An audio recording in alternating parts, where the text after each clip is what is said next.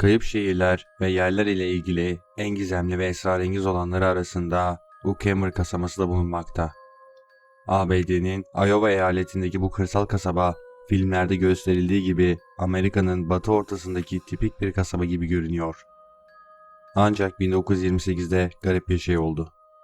Bölgede hava fotoğrafları çekildi ve tamamen ıssız sokaklar ortaya çıktı.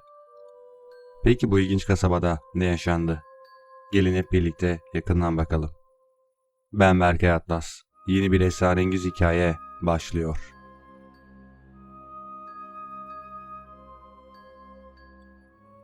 Bölgeden geçen bir yolcunun hikayesinden sonra buradaki gizem daha da artmış durumda.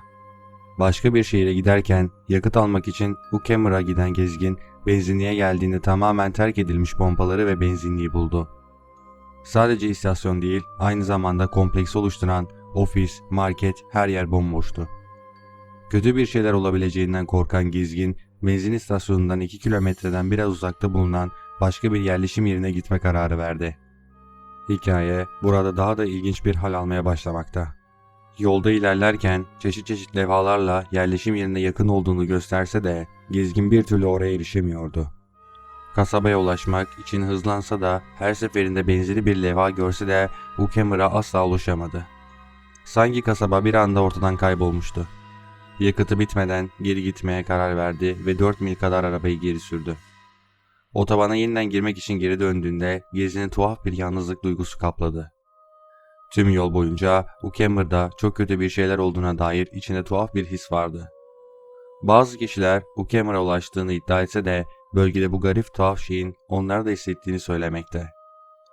Peki ya buradaki insanlara ne olmuştu? Bazı insanlar Uckam'a ulaştıklarını iddia etmekteler. Yalnızca ıssız sokakları, terk edilmiş evleri ve insanlara ait tek bir iz bulamadıklarını iddia etmekteler.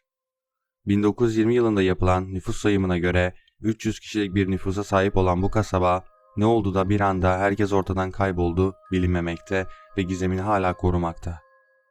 Bazı yerel gazeteler insanların bilinmeyen bir yere taşındıklarını ve ortadan kaybolduklarını belirten makaleler yayınladı. Ancak Büyük Burhan dönemine denk geldiği için bu haberlerin o dönemde pek de bir önemi kalmadı. Komşu kasaba olan Oak Meadow'da bir memur Uckam'da yaşayan bir akrabasını ziyarete gitti. Memur şehrin tamamen ihmal edildiğini ve kimsenin burayı önemsemediğini doğruladı. Bir akrabasını ziyarete buraya gitse de sadece kişisel eşyalarını bulmuş ve herhangi bir yaşam veya ölüm belirtisi bulamamıştır. Şefin ofisine giden memur burayı da terk edilmiş olarak görmüş ve kasabanın sakinlerine dair hiçbir iz bulamamıştır. Kasabadakilerin gizemli bir şekilde ortadan kaybolmasından 4 yıl sonra Uckham o sırada bölgeyi vuran kum fırtınasına yakalanmıştır. Halk arasında Dust Bowl olarak bilinen bu fenomeni olayın kasabanın bir kısmını kısmen gömmüştür. Kısa zaman önce hayat dolu olan bu yer tozla kaplı terk edilmiş tarlalar ve güneşte çürüyen yapılarla dönüşmüştür. Yıllar sonra Uckham'ın bulunduğu yere bir çingene kervanı geldi. Roman grubunun başkanı o yerde uzun süre kalmanın imkansız olduğunu itiraf etti. Bölgenin kaybolan ve asla bulunamayan insanların gözyaşları ve acıları ile dolu olduğunu söyledi.